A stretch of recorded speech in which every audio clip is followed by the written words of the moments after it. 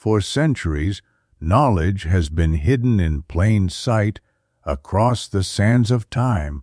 Whispers of lost civilizations, cryptic symbols, and forbidden histories have been erased or concealed. What if the truth was never lost, but hidden? Welcome to Eye of Ancient Mysteries, where the past speaks and the future listens. Sit back, open your mind, and prepare to uncover the untold secrets of our world. Let the journey begin now. The Curse of the Mansi. Why did UFOs take the Mi-8 crew near Dyatlov Pass? The 1982 incident, winter 1982. The northern Urals near Dyatlov Pass, the site where, in 1959, a group of hikers died under mysterious circumstances. Now this area, shrouded in legends about the cursed mountains, became the stage for secret military exercises.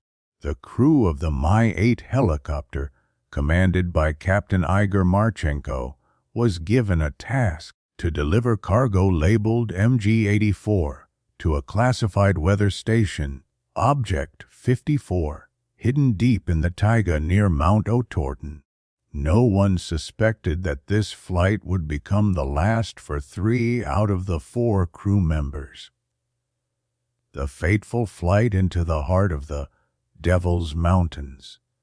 On December 15, 1845, the Mi-8 took off from the airfield in Ivdil.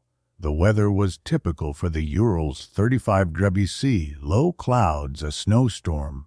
One of the crew members, Sergei Kovalyov, was the first to notice an anomaly. The compass needle was spinning wildly, as if the helicopter had entered a magnetic storm. Local anomalies. Don't worry about it, said flight engineer Viktor Lukin. But 20 minutes later, co-pilot Artyom Gusev shouted, "Look! We're being chased!" At an altitude of 1,500 meters, through a gap in the clouds, a cigar-shaped object about 30 meters long hovered. Its surface, covered in frost, emitted a faint blue glow. Red lights, resembling eyes, flickered at the edges. "It's following our course," whispered Marchenko. Suddenly, the Mi-8's engines cut out. The helicopter began to fall.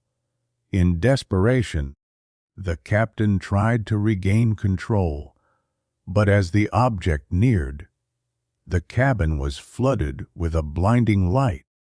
The missing hours and the mysterious cargo. They woke up 48 minutes later. On the clock, only 11 minutes had passed for unknown reasons. The helicopter stood in a snowy clearing 15 kilometers off course. The cargo, 5 boxes labeled MG-84, was gone. Instead, there were remnants that resembled metal but crumbled into dust upon contact. Lukin noticed that everyone's watches had stopped at 19:23. At the weather station, they were greeted not by meteorologists, but by people in black uniforms with no insignia. The cargo was accepted, and the crew was taken for questioning in Sverdlovsk. There, Marchenko was shown a photo. The Mi-8 hovered in the air, with the cigar-shaped object beside it. "This is an American spy satellite." "You saw nothing," said the KGB colonel, but the captain knew that the U.S. did not have technology capable of stopping engines at a distance. The price of the truth, madness and death. A week later, Artyom Gusev was hospitalized with symptoms of amnesia. He couldn't even remember his own name. Doctors attributed it to frostbite. Viktor Lukin began losing his sight, complaining that his eyes were burning, but ophthalmologists were stumped. Sergei Kovalyov was transferred to the Arctic, where he died in a mysterious fuel barrel explosion. Marchenko, who refused to remain silent, was sent to a psychiatric hospital in Chelyabinsk in 1983. His case read, "Delusions of contact with extraterrestrial intelligence, dangerous to society." Nurses recalled how he would spend nights drawing cigar diagrams on the walls and muttering, "They took the cargo and the Mansi legacy." Connection with ancient secrets. The local Mansi people had been telling stories for decades about flying boats that took people who disturbed the spirits of the Urals. In 1985, ethnographer Vadim Sulamov, studying Mansi legends, found references in archives to a white cigar that allegedly destroyed a geological camp near Mount Otorten in 1937. His report was classified, and Sulamov was fired for mystification. But in 1999, hunters in the taiga near Object 54 stumbled upon a partially destroyed bunker. Inside, there were boxes labeled MG-84, empty except for one. It contained photos from 1982, the Mi-8 crew in spacesuits standing next to the cigar-shaped object. On the back, the inscription read, "Experiment failed. Stage 3 completed. Modern Mysteries, the Legacy of MG-84." In 2012, a group of stalkers searching for Object 54 disappeared in the same area. Their diaries, found a year later, contained strange entries. "There is no time here. It watches us."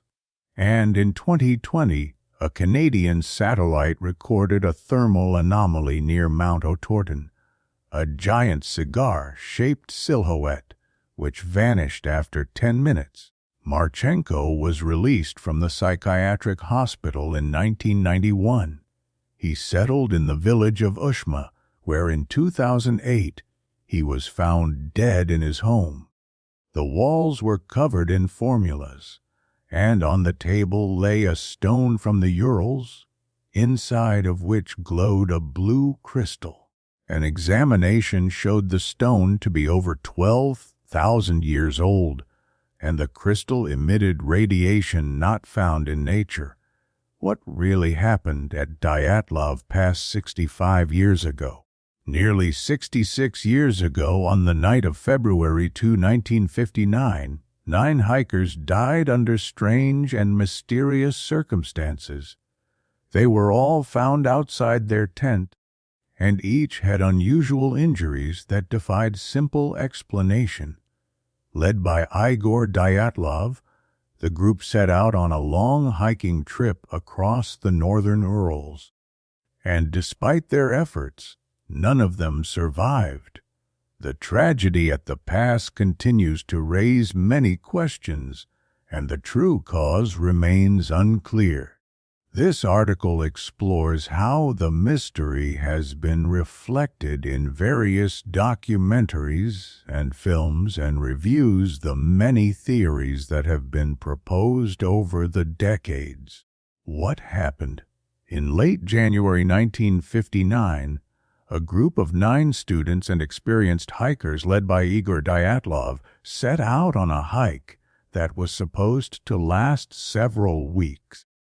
Their route involved covering 300 kilometers in the Sverdlovsk region and ascending 2 peaks in the northern Urals. However, one member, Yuri Yudin, had to leave the group due to severe leg pain, becoming the only survivor. He assisted the investigation by providing crucial information. The group was expected to return to Sverdlovsk on February 15, 1959, but when they didn't, search operations began. Several search teams were dispatched starting February 23. Eventually, the bodies were found. Upon arriving at the scene, rescuers discovered the tent had been slashed from the inside, and the bodies of the victims were scattered at a considerable distance. All of the deceased were missing their warm clothes, adding to the mystery. Theories of the tragedy after the investigation. The official version attributed the tragedy to natural factors that the hikers couldn't overcome. Possible causes included an avalanche, strong winds, an attack by wild animals, or the effects of little understood natural phenomena. However, the investigation was closed, and as time went on, various criminal and mystical theories gained popularity. Some suggested that the tragedy was the result of an attack by escaped convicts or members of the local Mansi tribe. Others believed it could have been due to an internal dispute within the group.